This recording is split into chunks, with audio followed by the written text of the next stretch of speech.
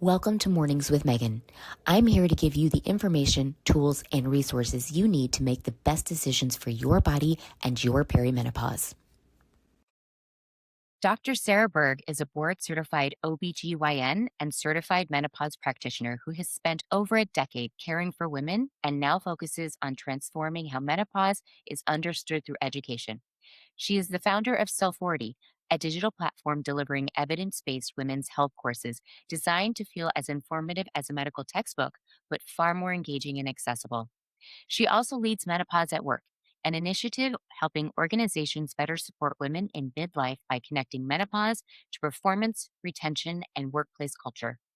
Dr. Berg writes for Katie Couric Media, Stat News, and Unbiased Science, and she has been featured on Parents.com.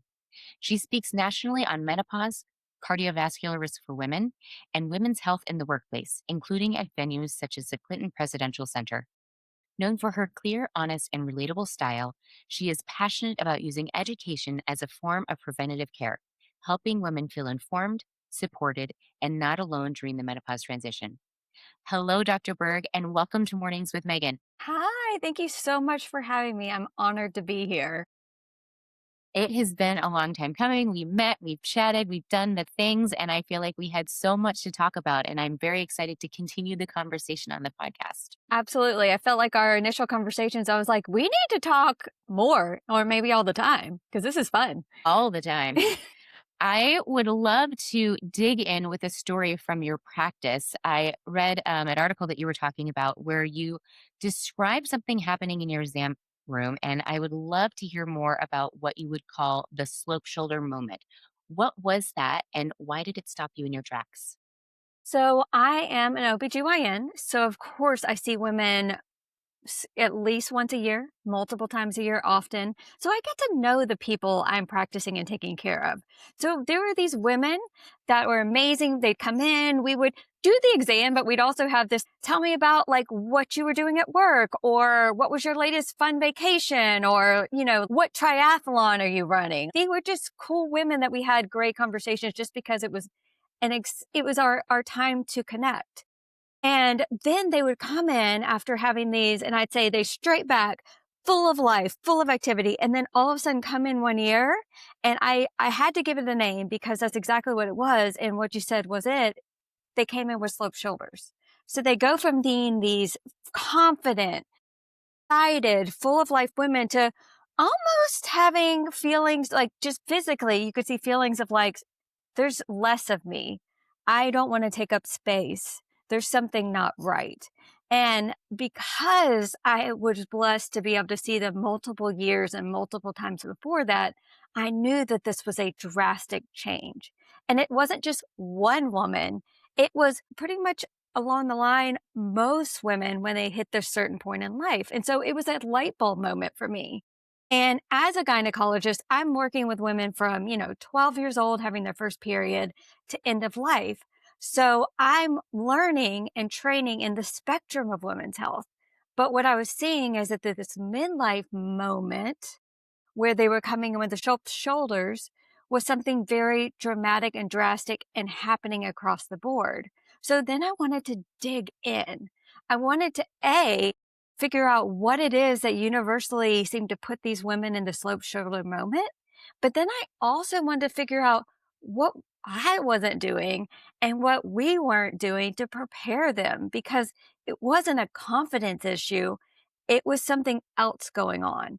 And so that was really my starting point for figuring out how I wanted to do something bigger to help women, not just individually in the room, because that is powerful and that is wonderful.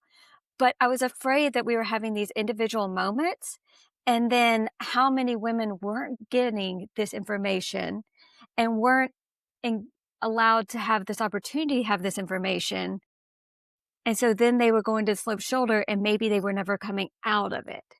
And that was important to me. So that really was what kind of got this ball rolling. And tell me more, when you see this slope shoulder moment, is this something that you're able to work through with your patients? Did you have time to talk through that and to sort of dig into what is actually causing this slope shoulder? Because there's so many things happening in the menopause transition. Well, and that was part of it too. I mean, we've all gone to the doctor's office. I'm a person, so I've been a patient as well, and there's not a lot of time in those office visits. So when I had these people and I could tell there was a seismic change that happened, first of all, I realized that I hadn't learned enough in my training to really fully grasp the plethora of things going on and how I can do the best as a physician. So that was a moment for me. It was a like humbling but important moment where I saw there's more I need to learn to help them. But then also the other side of it, just like you said, was I able to undo that? Well, the answer is not in that 15 minutes I was given with them, but it was a recurring, if I could get people back in, if I could to have more time. And I kept feeling like there's not enough time in this office to really explain something that's I mean, just like when you hit puberty and you have videos to tell you and you have classes to tell you, there was none of that when we're having almost the exact same hormonal shift on the other side. And no one's talking about it ahead of time. So there's no prep course for it. You feel like you're just dropped in. And a lot of times, and this is one of the points, is when I was seeing them, they had been trying to manage it for so long, you don't get to the sloped shoulder until you've kind of given up management. So they had probably been dealing with this longer than they let anyone know. It only was that they were so far in the hole that they were starting to have physical signs of it. So it wasn't just undoing that moment.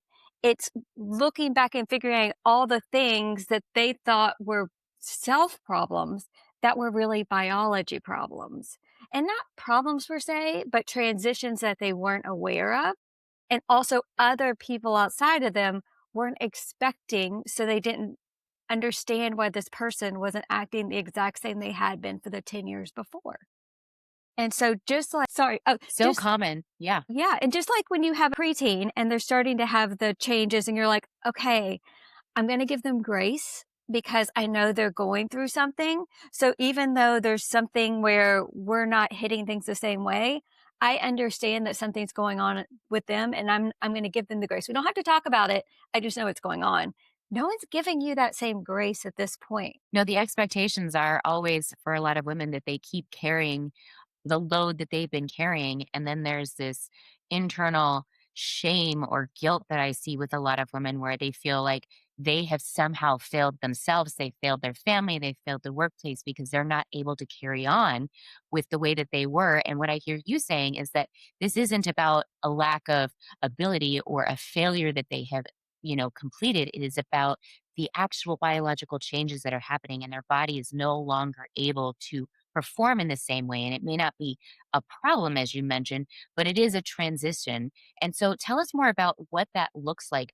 What might someone experience if they are new to the perimenopause space and they are kind of reaching that place? They haven't hit slope shoulder yet, but they're starting to say, there's some weird things happening in my body. I'm having a hard time figuring it out. What are some things that you would commonly see in your practice? I think the most important are the first symptoms that we often overlook as a self issue. And there are a lot of the changes because just a little backpedal, estrogen, which is going up, down, all around during perimenopause or that transition to menopause, is a hormone that goes all over our body. And I think this is very misunderstood. People think of estrogen as a reproductive organ. They think of it as something that's just ovaries, uterus, that's where it lives. But it goes almost everywhere. And I feel like one of the main areas it goes that people don't expect is the brain. So a lot of the first symptoms that people think is something wrong with them is that the change in how the estrogen is playing in your brain, which is a organ that is very important to who you are, it manifests in ways that they weren't expecting. So when we have a up, down, all around of estrogen going to the brain, that's going to affect almost every area of the brain, but especially the prefrontal cortex at the front of the brain. And that is where we are used to being the multitaskers of the world. Women are great at, I would call it, keeping the tabs open. So you can have 16 tabs open on your computer and you're able to flip through them, no big deal. You're going from your office brain to your dog needs to go to the vet brain to your what am I going to pick up for dinner brain. And that's easy normally. But when we have that change and your body's doing this buffering with the estrogen, your prefrontal cortex isn't getting the signaling it's used to. So we go from being really great multitaskers to being adequate. But we're not used to being adequate. We're used to being fabulous at something. And just so you know, your multitasking ability when you're in this buffering stage is still better than most of your male counterparts. So you're just now feeling how they normally feel, but it feels like you're not doing your best. So you feel like you're not doing well. So your prefrontal cortex is and you're like, I'm losing my mind. My brain isn't working the way it should. And then you start having these plain thoughts of, is this early signs of dementia?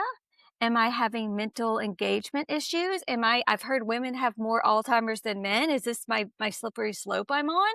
And that's scary. And then another area it hits big is the emotional area. And that's one people don't think about and they make fun of a lot.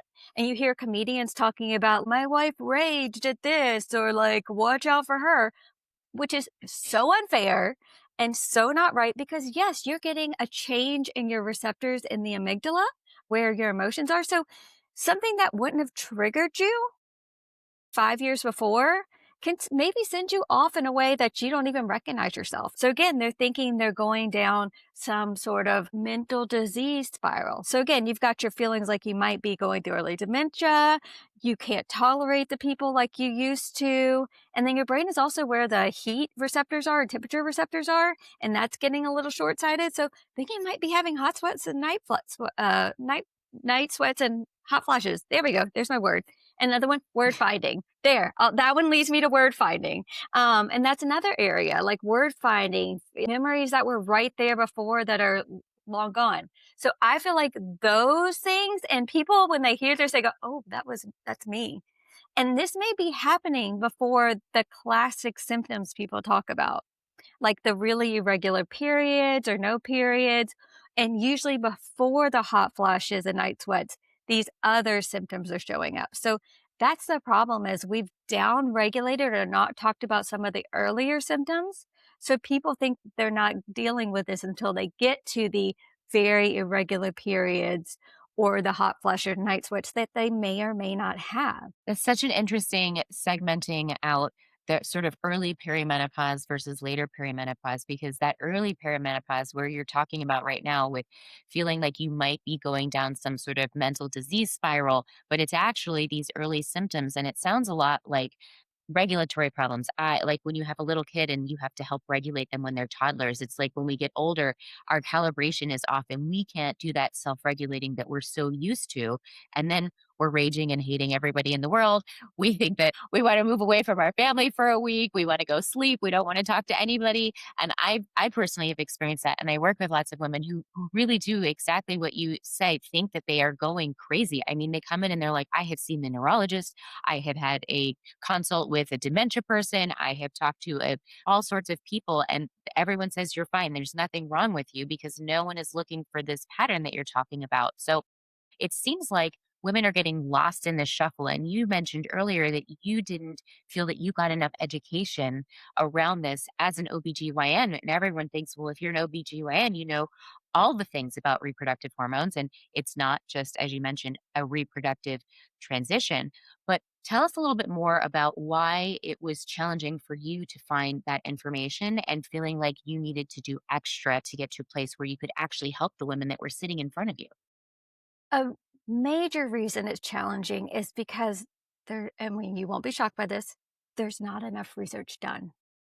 And that's a big issue. We are woefully behind on all of women's health in research, but especially this stage.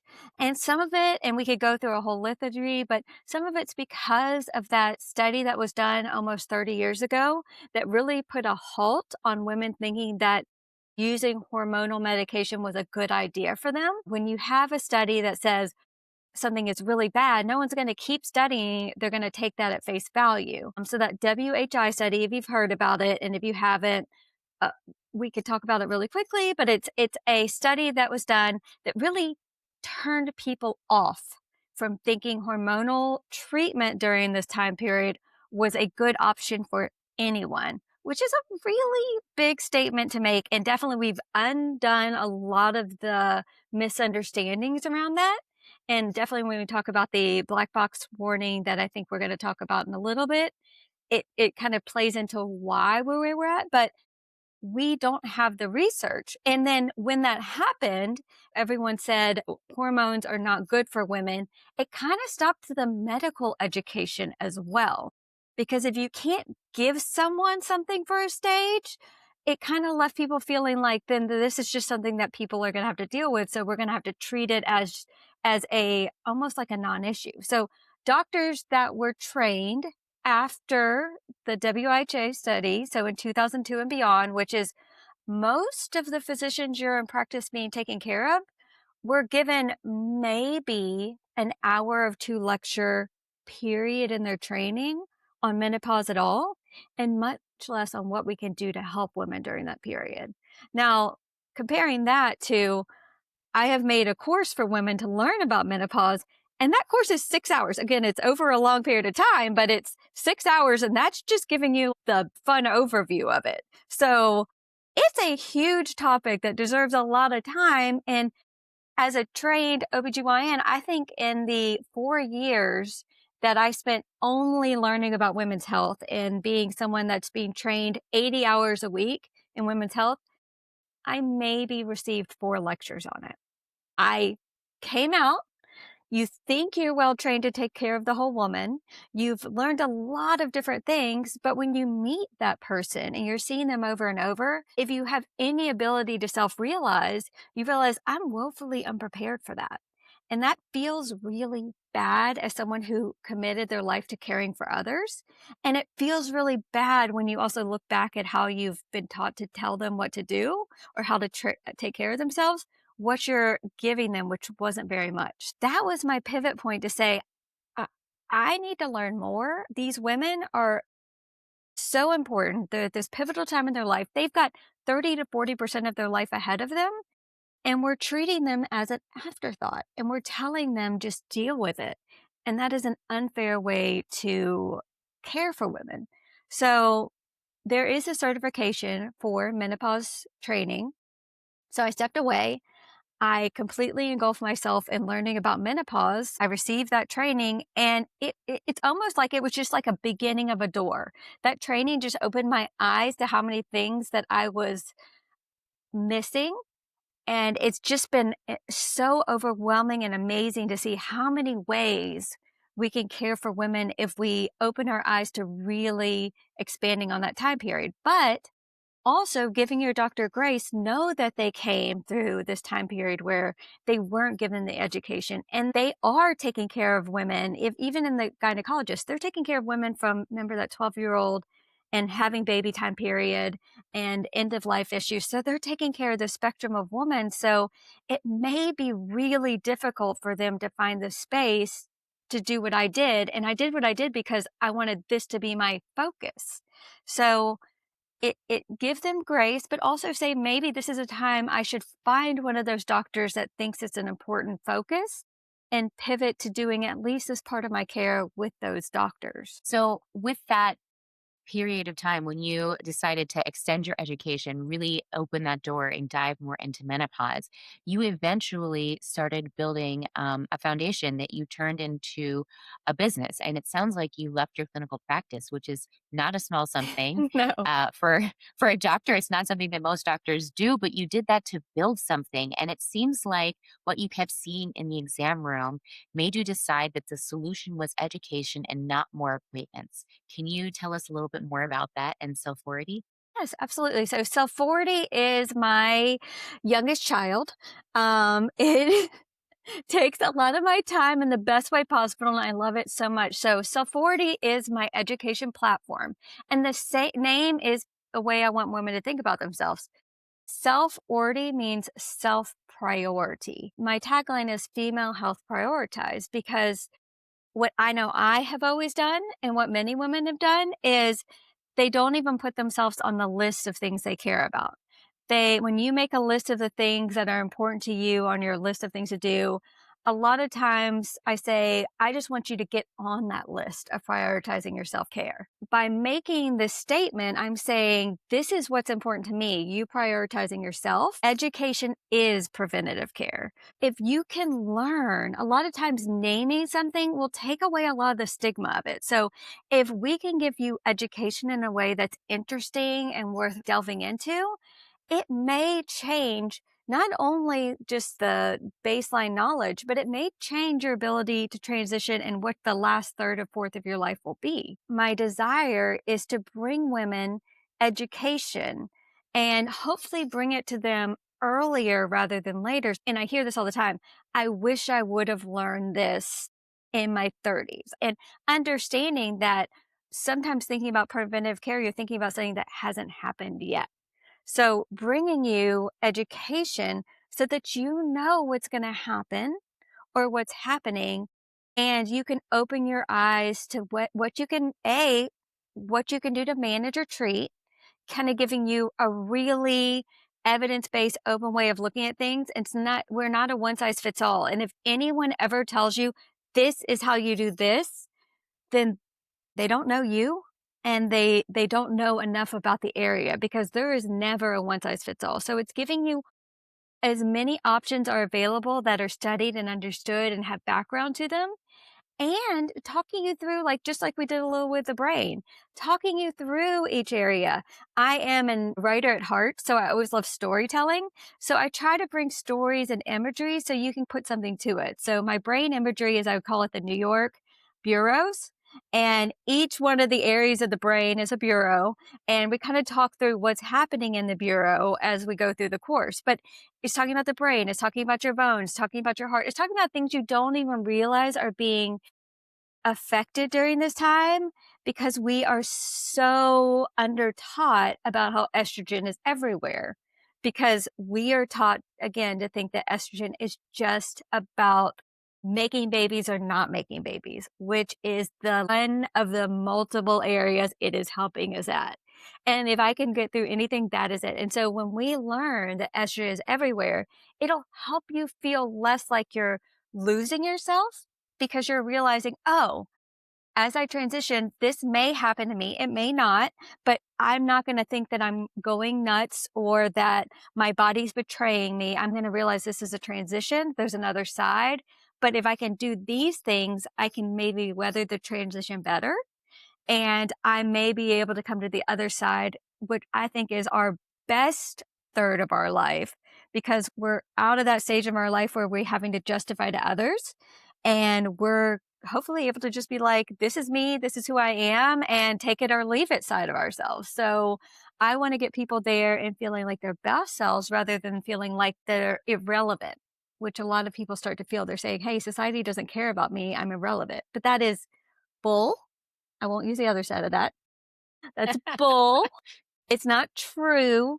And this can truly be, and I've seen it over and over when people are taught how to manage the stage, they don't feel like they've lost part of themselves. They feel like they've gained something, and they can transition to a better understanding of themselves. If you can't tell, empowering is important to me. So it's about empowering, educating, and exploring this in a way that it will give you so many aha moments. And I don't only do it through a course. I'm really active on social media because I think it's a space that most people get their education from, medical education. So I want to be there so you can see videos, see short clips, maybe be able to search through, say, something's happening with my eyes. Is this menopause? And then you can learn that it might actually be, and kind of all the unusual things that may just be you. You might not have any other friends dealing with the issue, but it doesn't mean it's not part of what's going on with your body's transition. I love the idea of putting yourself on the priority list, because I find that that is also something I speak with a lot of women about, is that you have to take care of you, because you can't do all of these magical things when you're trying to juggle everything and your bandwidth is there. You start dropping balls. If you're not on that list and restoring that, you're not going to be able to do all of the multitasking, keep all the tabs open that you were talking about. So with Self 40 and this course that you have, what are some of the most, I don't want to say interesting, curious or aha moments that women experience when you're talking about estrogen touching every part of the body? I mean, you talked about the brain already, and of course, we talk about the reproductive part, but what are some other places that estrogen touches a woman's body that she might not be aware of? A big one is joints. So there's a lot of joint issues around, and I see this one a lot actually. I always feel like I'm the creeper in the gym where someone's talking about they've got frozen shoulder, or they thought they had arthritis, but they've gone to every specialist under the sun and no one thinks they have arthritis. That could be menopause because the estrogen receptors are in your joints, they're in your bones, they're through all your tissues. And so when the transition happened, you get achy, but there's no medical diagnosis, orthopedic thing happening. So sometimes you feel dismissed and you spend a lot of money getting dismissed. If you're going to different specialists, getting different imaging, getting different labs, there's a lot of money spent personally trying to figure out what's going on.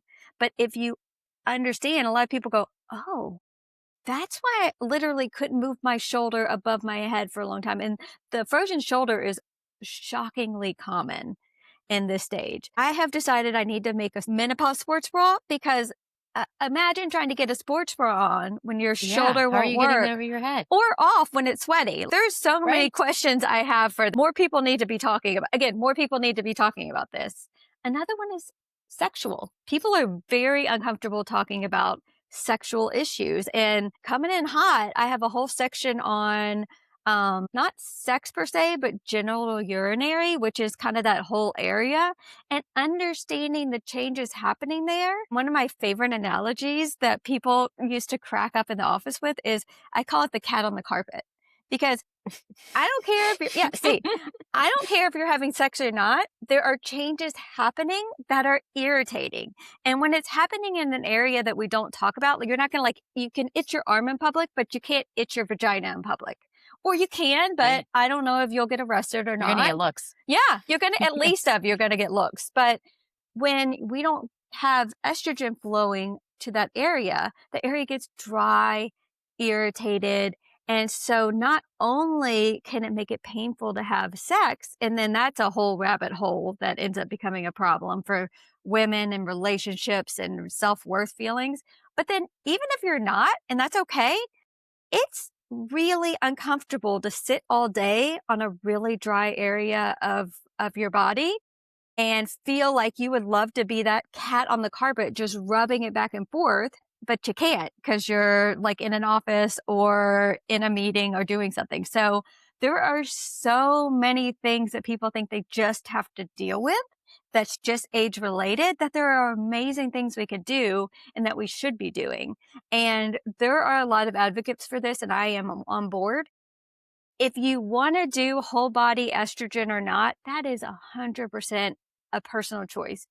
But I strongly recommend if you do whole body estrogen or not, using vaginal estrogen. Vaginal estrogen is just an estrogen that goes to the vaginal tissue. It doesn't go anywhere else. It's not systemic or all over your body. This was the reason why a lot of doctors really pushed for that black box warning to go away, because the framing on a vaginal estrogen was the same that was whole body estrogen, which was making it really scary. When you have a black box warning, when you open up a package, it reads like your doctor hates you and wants you to go away, and they didn't talk you through this, and you should be scared and never touch this product, which is obviously the opposite of when we're trying to give you something. So vaginal estrogen should be for every woman because it's helping you not ever have to deal with the cat on the carpet, least of. So that's just a little segue of that. But there's a lot more reasons it's helpful, but that is one of them. And it's worth considering even if you don't want to do whole body estrogen. And even if you do whole body estrogen, you could still do vaginal estrogen. It's like the least of, it's like the tiny Band-Aid on the cut. And it sounds like we have so many options. And one of the things that you had mentioned is the black box warning. I actually, for anybody that's watching this, I brought my own little black box warning from my vaginal estrogen because I know all of these things. I know about the Women's Health Initiative. I understand that this black box warning is wrong. But even knowing that, When you open this up and it says serious side effects include stroke, blood clot, breast cancer, severe allergic reactions, heart disease, cancer of the ovaries, cancer of the uterus. Like, this is scary. And I know it's wrong, but still, I opened my box. I got my vaginal estrogen from my doctor, and I was like, I am so stoked about this. But this little insert right now gives me pause. So I can only imagine how women who didn't have a doctor to explain to it or hadn't read about the Women's Health Initiative would have felt when they're opening this and they've had this whole long conversation with you.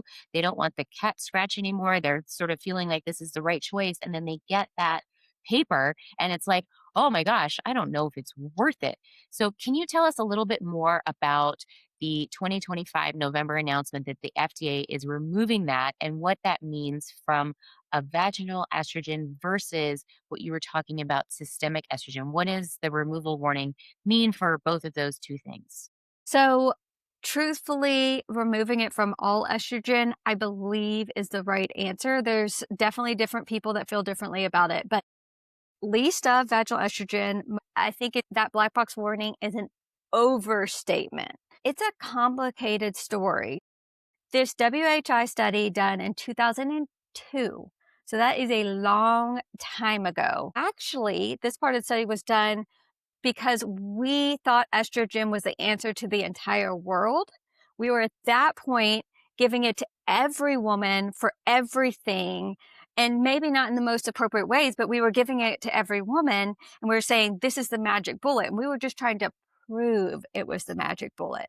And this part of the study was actually on how it was going to improve heart health for women. But the setup of the study wasn't perfect. And we know that now. You learn as you go along. They said, okay, women that are going to have heart issues are going to be the older women on the side, because we know older women are more likely to have it. So we're going to check using estrogen on these older women. This is not about hormone symptoms. This is not about, hot flashes, night sweats, all that. This is about making people not have heart attacks. And we think this is going to help women. So the average age in the study was over 60. Now, most women starting hormone therapy are starting because they're having symptoms. So most of them are in their 40s or 50s when they start now. But this was, again, women not even necessarily having symptoms. They were only on it for heart health. And they were using old school medicines with old school doses. So they started this study. Remeron and all that stuff. Horse urine, right? Or Yes. Pregnant mare urine. Yes. Pregnant mare urine. So again, full story on that. Like, Premarin is actually from horse urine. That was the medicine they were using. This is not what most women are getting prescribed today, unless it's the best choice for them, because we figure, again, you're not one size fits all. The horse urine may be the best one for you, but again, it was not around their symptoms. It was around just heart health. So they started it with these older women, and then all of a sudden they stopped it and made this big announcement before they'd actually showcase the study. So they came on and said, oh no, we need to stop it because we're giving women breast cancer and we're actually hurting their heart. Now, when you unpiece the story and you actually look at the data and you look at what age ranges were having the problems, the older women that were started were the ones having more issue, because this is the same reason why we say don't start hormone therapy too late, because then it can be a problem. Because I would say, we know your vessels get tighter, your heart vessels and whatnot get more plaque and whatnot, and get stiffer because the estrogen has gone away, but it had been gone for a while, and then you give it back and you've made all this plaque, you've made the stiff vessels, and now you're loosening it up. That's when scary stuff happens. All that plaque that's sitting in there is going to cause a stroke or a heart attack because it's loosened up and going places. So yes, it was harmful in the older women, which is still why we're really conscientious about starting hormone therapy too late. But when we looked at the data and looked at the younger end of the time frame of people getting it, we weren't seeing the same information. We were seeing the women, which are the women we actually start medicine on now, we're actually having more protective effects with it. But when you average it out, it looks really bad. But when you take it for what we're doing in real life, they're two different stories. So starting there is understanding that the study that stopped it all was doing wasn't even checking on the women we'd actually give this medication to. And the breast cancer one is really an important one because that one just got overblown. Like that one, I don't even know how to say it anywhere else, but that was just a clickbait headline because the absolute risk versus relative risk, which is all this fun statistic stuff, it wasn't anything significant even in that age frame. It is the same in using these medicines that we don't even really use today, but it is the same as drinking a glass of wine a day. So no one's out there having the same black box warning every time you open up your glass of wine. So compare and contrast, it was a big statement to make when we don't have a big story to tell with it. Once we started piecing this, because that stopped everyone talking about it for over a decade. And then around 2013, 2014, people said, I mean, women seem to be not doing well with this. We've got to have something we can do to help them. Let me look back. And that's the time, that's how long it took for us to look back at the data that was actually put out and say, I'm not really a scientist, but I'm someone who listens to scientists. But when they looked back and said, hey, when we actually look at the study for who we actually give this medication to and what we're doing, this is way overblown and way overstated. But the scare was already out there. The big headline was out there. The fear was out there, and nobody was going to use it because of how scary it had been. And they'd add the black box warning. So every time you did try to give someone something, they opened that up. And even if they wanted to, 70% of them would not start the medication. It's taken from then until 2025 for us to say, hey, let's at least take off this black box warning. Let's at least peel away this level that says that this is the most dangerous medicine you could give. Because remember, most of the time, the estrogen you're getting from your doctor is identical looking to the estrogen in your body.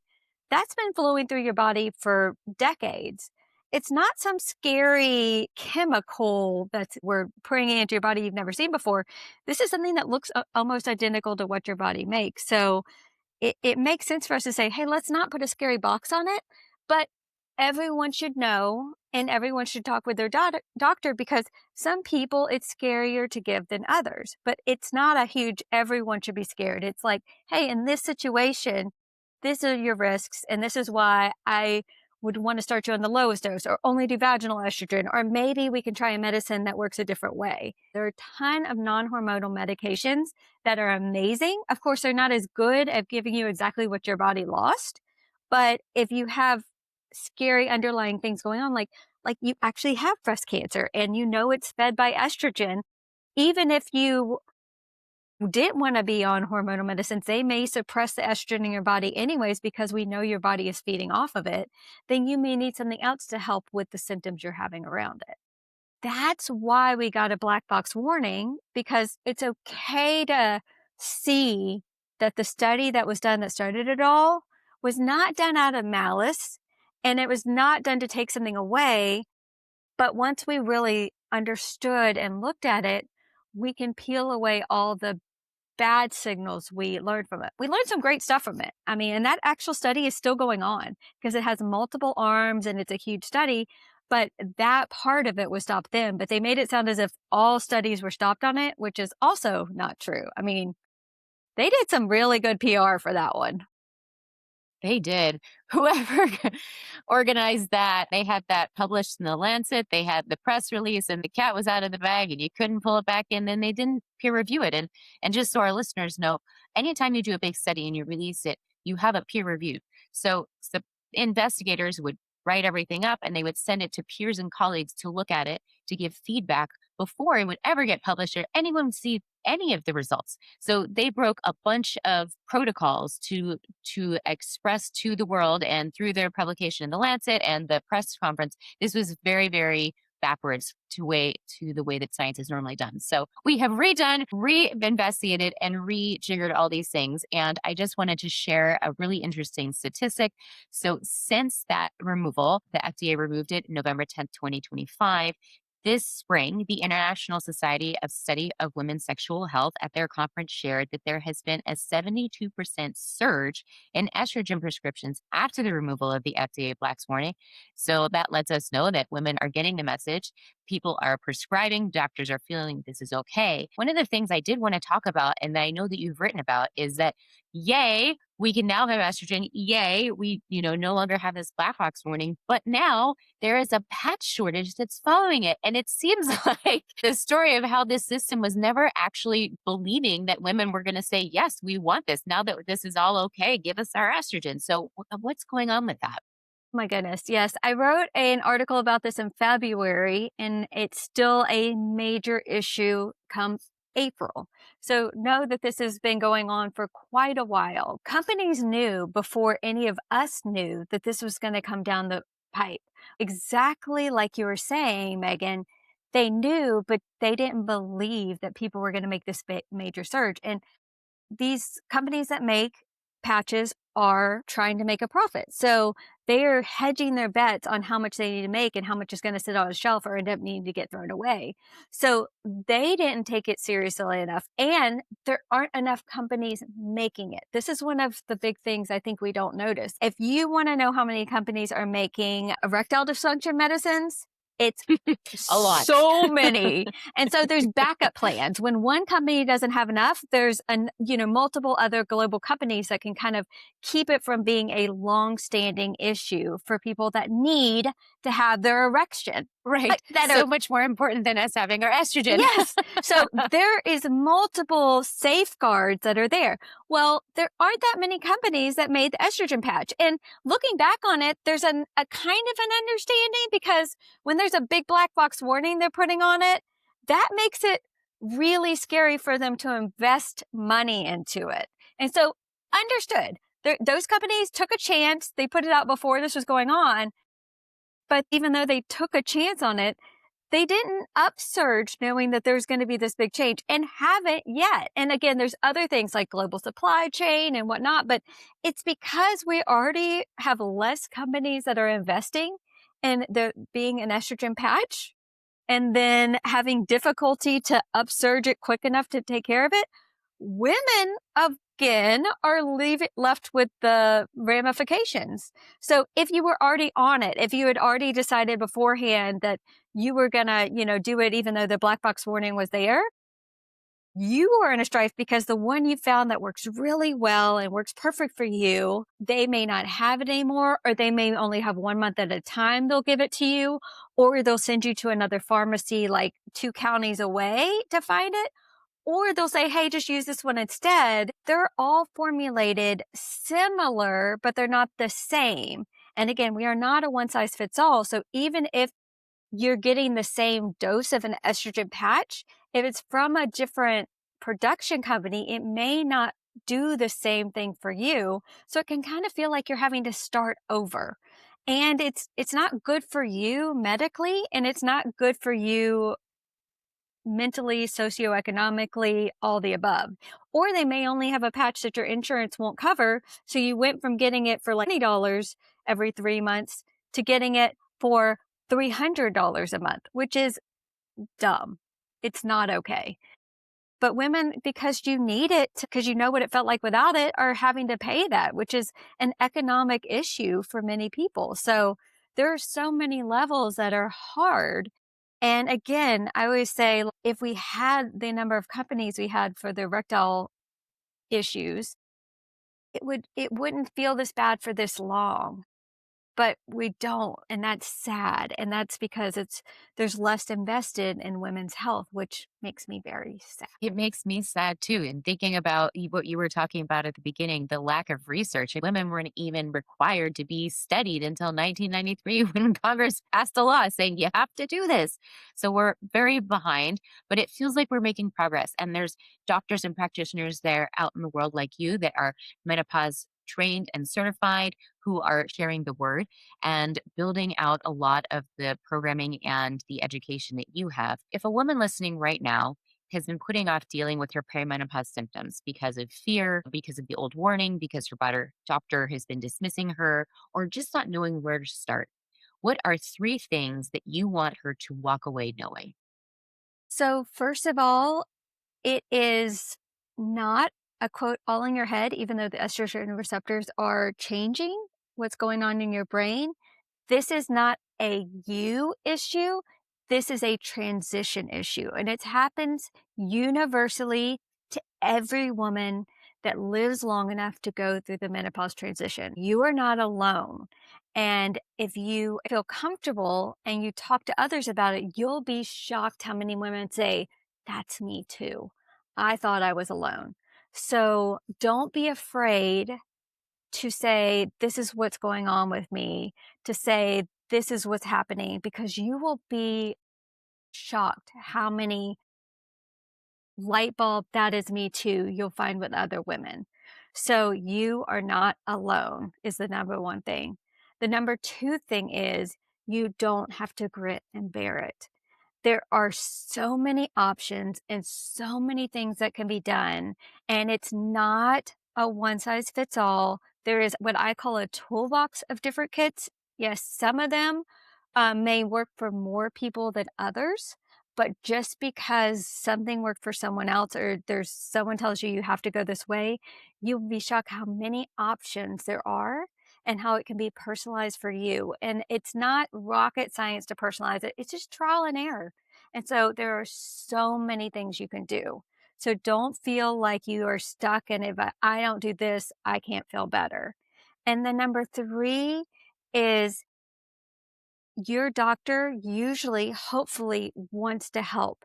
And so coming in with your story and not being afraid to tell them and not making them feel like they have to pull it out of you is important and can help you get the best care possible.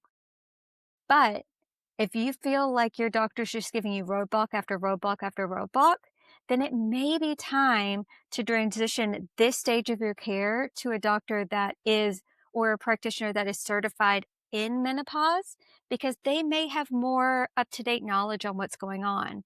Even if you live in a location that is not readily available to find a menopause specialist or menopause practitioner, that's what telehealth is for. And the great thing about this is it's a lot of a talking. It's not the physical exam you need with your gynecologist. I was used to have people say, "How do I do a telemed gynecology appointment?" It's not that kind of an appointment.